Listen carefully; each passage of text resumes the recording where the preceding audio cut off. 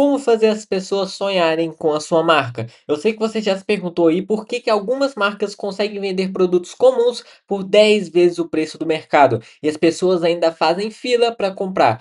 Porque existe sim uma ciência por trás disso chamado marketing onírico. E nesse vídeo eu vou te mostrar como grandes players aí, como a Ferrari e a Apple, fazem para que os seus clientes sonhem com os seus produtos. E o mais importante, você pode aplicar isso na sua operação de e-commerce e parar de brigar por preço de uma vez por todas. Se você não me conhece, prazer, meu nome é Elvis Bernardo e eu trabalho com marketing para e-commerce há mais de 3 anos. E eu já fiz uma centena de vídeos aqui no canal sobre marketing, e-commerce e ads. E no vídeo de hoje eu vou te explicar o que é marketing onírico e como que você pode usar isso daqui na sua operação para você gerar um desejo real na pessoa. Sem mais delongas, o que é o marketing onírico? Esse conceito aqui é a teoria do Piaget, que é a função simbólica. Basicamente, um logo, ele não é só um logo, é um símbolo que remete a algum valor, remete a alguma coisa. Por exemplo, o som de um rasgar de uma embalagem, o cheiro de um pacote, tudo isso cria um símbolo sensorial na cabeça da pessoa. Então, por exemplo, se alguém tem uma loja de moda feminina, qual que seria ali um símbolo de poder ou até mesmo de liberdade que aquela marca carrega, que aquela marca leva adiante? E claro, para a gente entender um pouco mais sobre essa função simbólica, a gente tem que primeiro entender onde que isso tudo começou. E tudo começa com a teoria do desenvolvimento cognitivo, que diz que as crianças elas constroem o seu entendimento do mundo através de estágios. E o conceito central do marketing onírico, como é a função simbólica, a gente entende que, por exemplo, no estado pré-operatório, a criança ela consegue representar objetos, eventos e ideias mentalmente, mesmo na ausência delas. Um exemplo muito famoso é a mãe. Então, até os 2 anos de idade, as únicas coisas que realmente existem para aquela criança, para aquele bebê, é o que ele está conseguindo ver naquele momento. Então, se ele não vê a mãe naquele momento, a mãe simplesmente para de existir. Então, ela pode estar na frente dele, ela vai lá e passa para outro cômodo. Para ele, ela parou de existir, por isso que ele começa a chorar, espernear e etc. Depois, quando ele entra no estágio pré-operatório, onde ele começa a desenvolver mais a função simbólica, ele começa a criar uma imagem mental da mãe na cabeça dele. Então, por mais que ele não esteja vendo ela, ele sabe que ela existe. Ele consegue criar uma imagem mental da mãe dele. E no marketing, essa função é literalmente crucial para a gente conseguir entender como que as marcas se tornam símbolos poderosos na mente dos nossos consumidores, passando muito além do produto, sendo muito maior do que isso. Então, como que funciona a formação da função simbólica? Como eu já disse, antes da criança ela desenvolver melhor essa função, ela opera ali no estágio sensório-motor, onde o conhecimento é construído através da interação direta com o ambiente. E logo, se algo está fora de vista dela, está fora da mente daquela pessoa. Essa é uma máxima que sintetiza bem essa fase. Agora, com o desenvolvimento da função simbólica, a criança ela começa a adquirir a capacidade de, por exemplo, começar a representar as coisas mentalmente, criar imagens de objetos mesmo que eles não estejam presentes naquele momento. Então, por exemplo, um copo passa a não ser apenas um objeto físico, mas também a ideia de um copo começa a ser evocada mentalmente na cabeça daquela criança. Além da linguagem, ela começa a ser capaz de usar palavras para representar conceitos, objetos e, claro, o jogo simbólico. Então, ela pode brincar de faz de conta, onde um objeto pode representar outro. Por exemplo, um cabo de vassoura passa a se tornar um cavalo. Isso para o marketing, claro, significa que nos consumidores adultos, eles sim têm uma capacidade altamente desenvolvida de associar símbolos a significados complexos. Então, uma marca, ela não apenas vende tênis, ela vende o símbolo de performance, status e liberdade. Como eu já disse, transcendendo além do produto. E é isso daqui que a gente vai começar a entender agora. As marcas como símbolos, não apenas como produto. As marcas de sucesso, por exemplo, no e-commerce, elas não vendem apenas os produtos ali que elas vendem. Elas vendem símbolos que ressoam com os desejos e aspirações dos consumidores. E a função simbólica, ela permite que o consumidor projete os seus próprios significados e emoções na marca. Por exemplo, a Nike, ela não apenas vende calçados esportivos, mas ela é um símbolo de quê? De superação, de vitória e do Just Do It. Assim que você vê o swoosh da Nike, você reconhece automaticamente a marca e evoca esses valores, mesmo que de forma subconsciente. A Apple, ela vende muito mais do que apenas eletrônicos. Ela vende inovação, design, status, criatividade. Possuir um produto da Apple é para muitos um símbolo de pertencimento a um grupo seleto de pessoas. A Ferrari é o carro dos sonhos, não é apenas um meio de transporte, mas sim um símbolo de velocidade, exclusividade, poder e luxo. O cavalo ali empinado, ou seja, a logo da Ferrari, ela evoca toda essa paixão e toda essa performance, porque deixa de ser uma logo e transforma-se em um símbolo, algo que tem uma função simbólica e que remete a toda a história, toda a emoção que a marca tem. E como que você pode, afinal de contas, aplicar isso daqui? Pode ser na construção ali do seu branding, nos arquétipos da sua marca. Então isso daqui pode te ajudar, por exemplo, você definir qual arquétipo a sua marca ela representa, seja o herói, o sábio, o amante, e aliar tudo isso com a sua comunicação visual, textual e sensorial com esse arquétipo. E isso cria um símbolo consistente e facilmente identificável. Storytelling, contar histórias ali que reforcem o simbolismo da marca. Uma marca de roupas sustentáveis, por exemplo, ela não apenas vende roupas, mas sim uma história de um futuro melhor e é símbolo ali de uma responsabilidade social. Você pode usar isso aqui no design de produto e na embalagem, usando aqui, por exemplo, um design icônico, criar produtos com um design tão distinto, tão inovador que se tornem símbolos por si só. Por exemplo, o formato de uma garrafa de Coca-Cola, aquelas de vidro, ou o design minimalista de um iPhone. A embalagem também, ela não é apenas a proteção do seu produto, mas também uma extensão do símbolo da marca e faz parte de toda a experiência que o cliente passa. Então, um unboxing ele bem elaborado, ele pode reforçar assim, o valor e a exclusividade do produto, transformando ali a abertura em um ritual simbólico. Um exemplo muito claro disso são as caixas da Apple, que elas são intencionalmente mais difíceis de se abrir para que você tenha uma experiência diferenciada. Você pode usar isso daqui em criativos de anúncio e, claro, dar um foco maior no benefício simbológico do produto. O que seria isso daqui? Em vez de você apenas ficar listando ali características do produto, os seus anúncios, por exemplo, eles podem focar mais nos benefícios simbólicos. Ou seja, em vez de esse tênis ter amortecimento XY,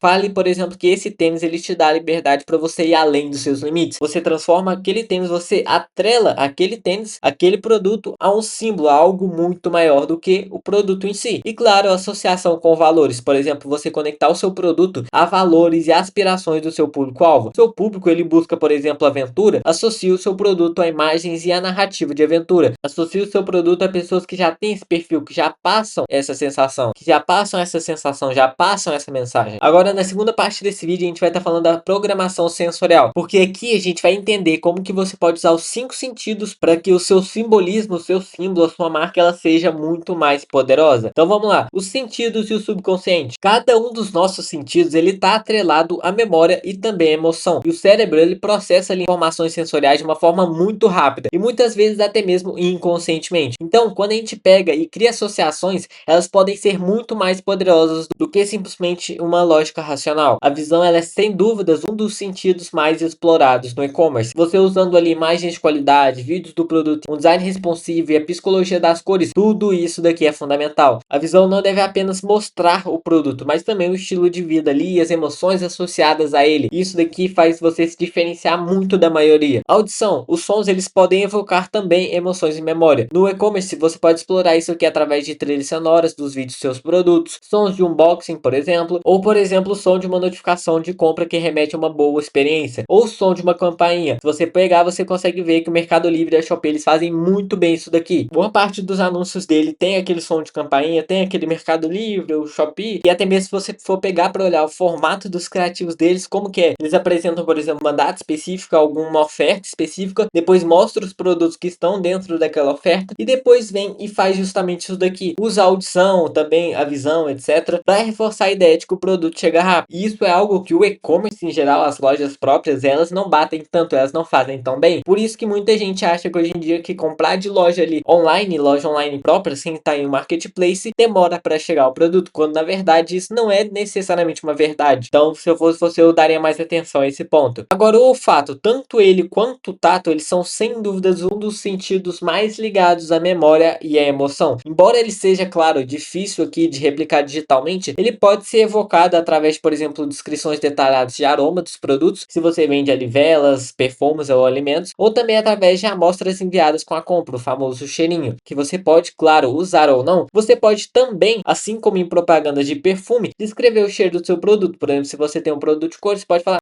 couro, cheiro disso, cheiro daquilo. Ou também nos seus criativos, você pode ter um criativo UGC ali que a pessoa não fala genericamente do produto, mas fala de outros pontos, justamente o cheiro, o tato do produto, a qualidade. Então você pegando nesses outros pontos, além de conectar ali os outros sentidos da pessoa, além da visão, além da audição, você também foge um pouco do que a maioria está fazendo. Agora o tato, a sensação de toque, de textura e de peso. No e-commerce você pode tanto usar isso daqui em descrições detalhadas de materiais, vídeos que mostram a textura dos tecidos, vídeo principalmente, manuseando o produto. Tem muita gente ali que vende um produto super complexo e não tem ali um vídeo. Por mais que pela foto a pessoa possa ter uma ideia, mesmo que você venda commodity, é interessante você ter um vídeo ali mostrando como que é o seu produto, mostrando como que ele chega. Isso daqui acaba fazendo muita diferença, para que a pessoa possa ver até mesmo a qualidade na embalagem. Então você pode tanto aqui descrever o tato do seu produto, falar que ele tem um toque macio, um toque aveludado, claro que isso aqui vai depender do seu produto. Agora o paladar, embora seja o mais desafiador para você usar aqui na sua loja online, você pode, assim como os os outros abordar isso daqui através das suas descrições, ou também, como eu disse, depoimentos que descrevem a experiência ali degustativa. Claro que, pô, o paladar é muito individual, mas mesmo assim você pode usar dessa forma. Ou você pode fazer isso daqui que eu vou te mostrar agora, que é a associação degustativa. Olha só esses produtos daqui. Só de bater o olho você consegue identificar que isso daqui tem uma grande semelhança a balas. E você já consegue ter uma noção aí, mais ou menos, de como que vai ser o gosto desse produto. Mesmo esse daqui que é de limão, ele não vai ter um gosto muito amargo. Ele vai ser mais docinho e tal, mais cítricos. Já dá para ter uma noção mais ou menos de como que é o gosto. Ou até mesmo, já na própria embalagem, a gente já sabe mais ou menos o que esperar desse produto, apesar da gente não provar ele literalmente. Agora, a Bolt também é um ótimo exemplo disso daqui. A forma como eles fazem a embalagem deles já faz você ter uma noção ali de como que vai ser esse produto, de como que vai ser o gosto dele. Por exemplo, esse whey aqui de chocolate não vai ser um chocolate amargo. Olha a embalagem disso aqui. Esse negócio vai parecer quase um Nescau de tão doce. Isso daqui também, só mostrando as imagens, as cores, a composição, tudo isso daqui já te leva a ter uma noção melhor de como que vai ser aquela experiência. Justamente nesses dois exemplos aqui, pela embalagem ela ser um pouco mais animada, etc, já te mostra mais ou menos o tipo de pessoa que consome aquele produto. Não vai ser um senhorzinho que vai comprar esse tipo de produto aqui, vai ser pessoas mais novas. E para você entender melhor isso daqui, eu recomendo que você veja aqui o vídeo do nosso queridíssimo Bruno Feijão. Inclusive, um abraço aí. Aqui nesse vídeo ele reage e comenta diferentes embalagens aqui do Snicker. E de acordo com cada tipo de embalagem, você começa a ter uma percepção do produto. E ele vai muito além disso, porque mudando a embalagem, além de você ter uma percepção completamente diferente do produto, a ponto dele parecer muito diferente apesar da fórmula ser a mesma, você também consegue ter mais essa noção de como, por exemplo, o que você vai esperar desse produto aqui em específico. Ele parece ser muito mais energético, algo que vai te dar força. Esse daqui parece ser doce, parece algo para você comprar ali, sei lá, para você dar para um primo seu, para um sobrinho seu, e assim por diante, apesar deles aqui terem absolutamente a mesma fórmula. Então é muito interessante você entender isso daqui. E claro que esse mapa mental vai estar aqui na descrição para você poder revisar depois e também pegar esses materiais complementares. Como que você pode, afinal de contas, estar aplicando isso daqui? Você pode aplicar dos seus criativos ali no MetaAds, você pode aplicar em vídeos imersivos, criativos ali que mostram o seu produto em uso. Você pode, por exemplo, usar de imagens e vídeos que destacam a textura do seu produto. Você pode usar descrições ali sensoriais,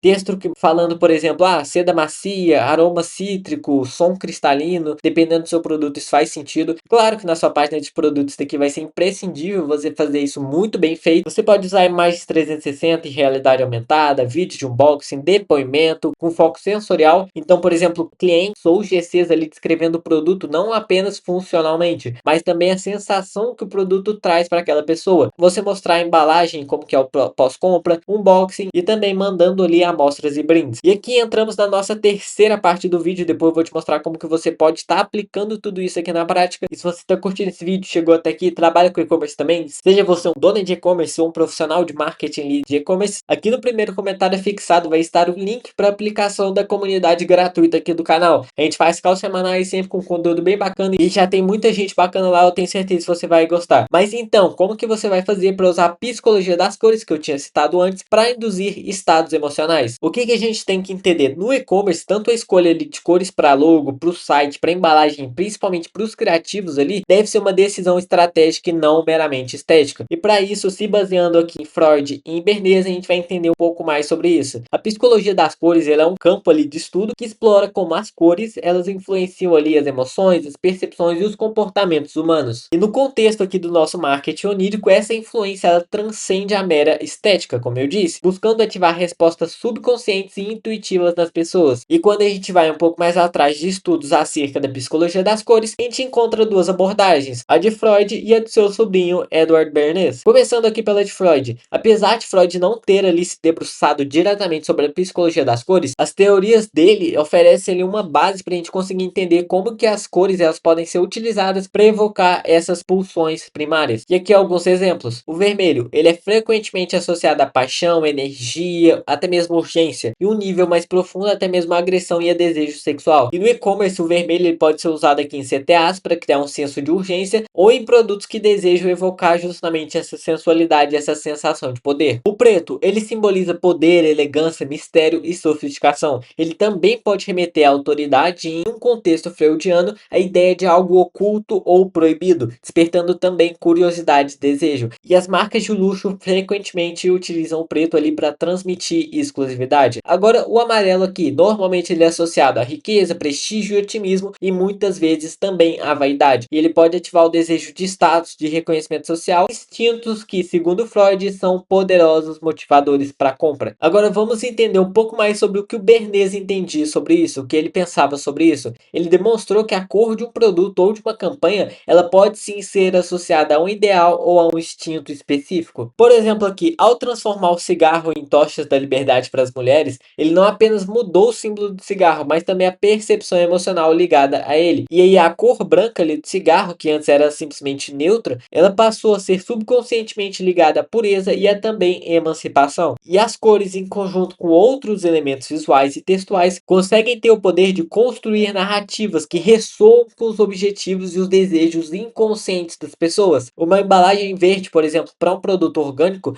não apenas comunica ali naturalidade, mas também consegue evocar um desejo inconsciente por saúde e bem-estar, explorando ali a aversão à doença e o instinto de autopreservação. Entendido isso, fica claro que o nosso objetivo é induzir estados emocionais ali específicos que possam levar a pessoa à conversão e também à fidelização. Então, seja que nos criativos dos seus anúncios ali, você usar cores que ativem o desejo ou a urgência. No brand, você tem uma paleta de cores que consegue refletir os valores e emoções que a sua marca deseja evocar. E na sua experiência ali de usuário, seu UX, as cores no seu design ali do seu site, elas conseguem guiar o usuário, destacar informações relevantes e também criar um ambiente emocionalmente favorável à compra. Agora, partindo para o plano prático e como que você realmente pode usar isso daqui na sua operação e fazer com que as pessoas realmente sonhem com a sua marca, vamos lá, o primeiro passo é sem dúvidas esse daqui. Você precisa estar em todo lugar. E não é só perseguir o seu cliente com o seu produto, mas também aparecer no Instagram ali com um depoimento, no YouTube com uma review e no Pinterest com uma foto estética. Você vai cercar o subconsciente daquela pessoa até que ela realmente sonhe com a compra, ela realmente deseje aquilo. E para que você entenda um pouco mais sobre isso, fica aqui de recomendação um post de minha autoria que eu justamente falo sobre marketing omnichannel. Mas já para te dar um overview geral, você tem que primeiro entender onde seu cliente está e onde é relevante a sua marca estar também. Entendendo isso, você vai criar um posicionamento nessas redes, claro que se adaptando ali ao formato de conteúdo que aquelas redes têm. E o mais importante é você manter em todas essas redes, todos os seus canais de comunicação, a mesma mensagem, a mesma comunicação. E quando eu digo mesma, eu quero dizer que a mensagem geral, a ideia geral, o seu brand geral, os seus valores, os seus princípios ali da sua marca, eles têm que permanecer os mesmos, eles têm que ser consistentes, congruentes uns com os outros. Da mesma forma como, por exemplo, o design do seu Instagram, os seus posts ali, eles têm que ser congruentes ao seu site, à sua marca. O segundo ponto aqui é você criar um desejo antes da posse, você fazer o seu cliente desejar o seu produto,